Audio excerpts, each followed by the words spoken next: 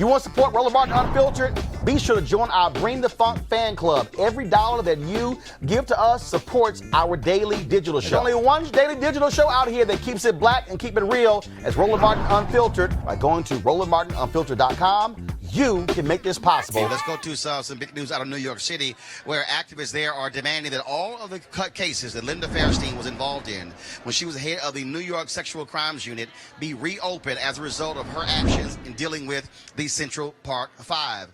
Joining us right now is Jumaane Williams. He is the public advocate there in New York City. Hey, brother, how you doing? Man, I'm doing all right. How about yourself, bro? Thanks for having me on. Man, always good talking with you. Bottom line is this. The Ava DuVernay series on Netflix has really forced a lot of new dialogue. Linda Fairstein, she's lost her book publisher, her agent, her book deal. She's had to resign from boards. Of course, Elizabeth Lederer has decided not to renew at Columbia University. But now this renewed call to reopen the cases. Why do you believe all the cases should be reopened? Absolutely. You know, and as Tamika Manley said, I don't think that Sister Ava's series told us something we didn't know. It brought it back to light. It made it as personal in a way that we could not ignore it. And so a bunch of us soon after, Justice League, the Arc of Justice, got together and made some demands, some of which you have already said. But also, we said we want DA Cy Vance, who Lederer actually still works for, to fire her. And the second part, and probably most important, is to make sure that all of the cases that Linda Fairstein is supervised over, especially those that did not have any DNA evidence, should be reopened, period. You don't do the kind of things that she did once. You do it multiple times. And we want to make sure that there aren't other people who are innocent sitting in jail right now. It's hard for us to believe that this was a one-off case. Not only that, when you talk about that, also there were cops involved. And the fact that the city of New York has still not apologized for this. Raymond Santana, we had him on this show a week or so ago, and he said that the city of New York should release the depositions that were taken in their suit, saying because the people need to know what those cops said under the law and when they were sworn in. Do you also believe that the New York should open up those files, release those depositions unredacted, so people can know exactly what was said? You know, this is a systems thing. All of the systems failed, and Raymond is right. I mean, we've seen, unfortunately, some of these things happen time and time again.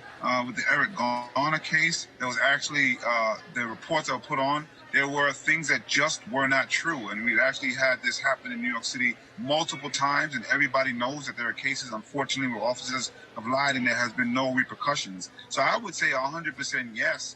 We want everybody to be held accountable. This is something that you can't just let go by because everybody knows how devastating it was. Brother Raymond, we all saw Corey Wise, who I've seen so many times, had no idea.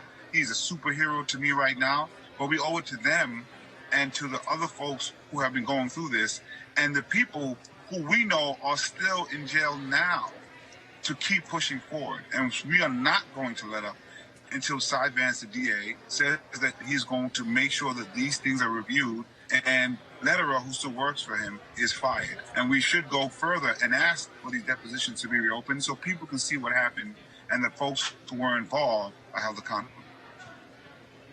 All right, Jumaane Williams, public advocate for the city of New York. I appreciate it, brother. Thanks a lot.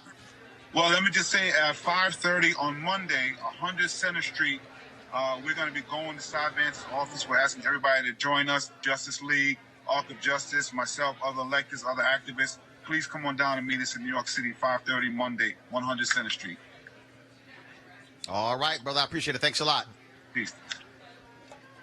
Lon Victoria Burke, I want to go to you. The pressure continuing on Lederer, on Fairstein. Activists are making it clear they're not going to back down from any of this. Yeah, and they shouldn't back down because, you know, the public advocate, Mr. Williams, is right. I mean, obviously, this is something that's bound to show probably a prosecutorial pattern in her work. Obviously, the criminal justice system is very controlled by the prosecution side. You know, people get elected, politicians get elected, bragging about how many people they put in jail. There's money to be made off of our criminal justice system, unfortunately. So there's a perverse incentive there in some cases. I would imagine that knowing New York, because I'm from the Bronx, that this will probably be a very lively discussion and a very lively protest on Monday, to say the least.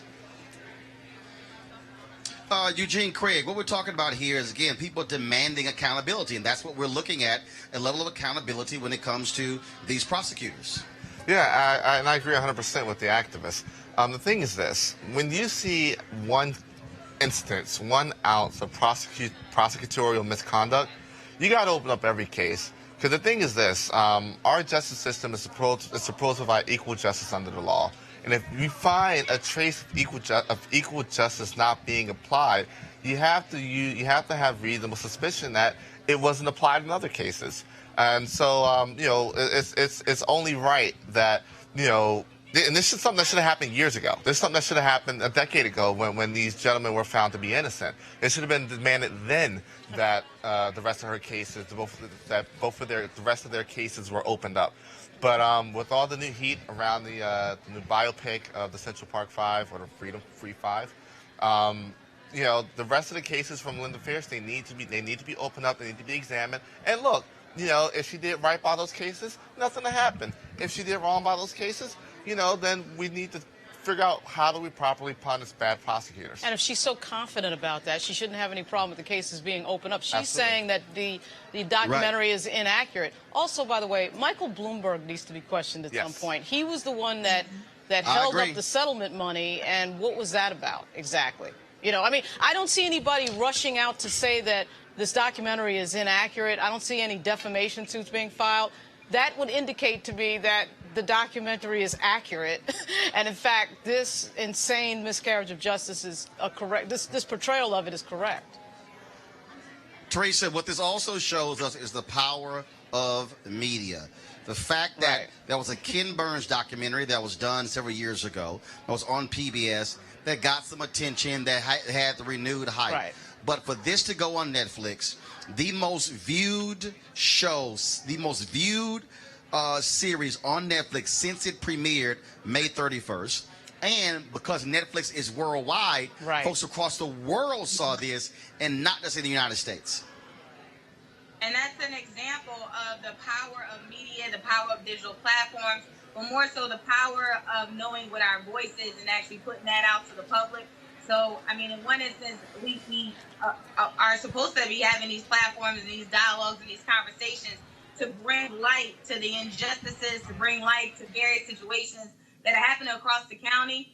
I believe, Sister Lauren and Eugene earlier, when we're talking about doing an examination of those cases, because, again, every municipality has an auditor, has a city controller, and, again, that is their jobs and duties. So if it takes a platform like Netflix or Hulu to present not only the idea, but present the facts to the public so they can now be pretty much the law enforcer on these issues, then that's what we just got to do. And again, it needs to go further, and solutions need to be had. All right, folks, back to our Roland Martin Unfiltered video in just 1 month. All right, folks, they're back. MarijuanaStock.org has another great investment opportunity. If you were lucky enough to invest in their last crowdfunding campaign, they raised a lot of money in just a few months investing in legal marijuana farms. Those initial investors now own shares of a publicly traded company. And, of course, they're excited by that. Now they have a new investment opportunity that is as good, if not better, than the last. I'm talking about industrial hemp CBD. For those who don't know, the hemp plant is a cousin to marijuana, of course, and then it has a higher concentration of CBD, which means hemp CBD gives you all of the medical benefits of marijuana without getting you high. Now, until recently, hemp farming was practically illegal in the U.S. and heavily regulated by the DEA. However, that changed with the 2018 Farm Bill, making it legal to grow hemp CBD in the U.S. and creating one of the largest commodities worldwide. They need land to grow all of the plants, and this makes for an incredible investment opportunity. And that's where our good friends at 420 Real Estate come in. Their business model is simple. They buy land that supports hemp CBD grow operations and lease it to licensed, high-paying tenants.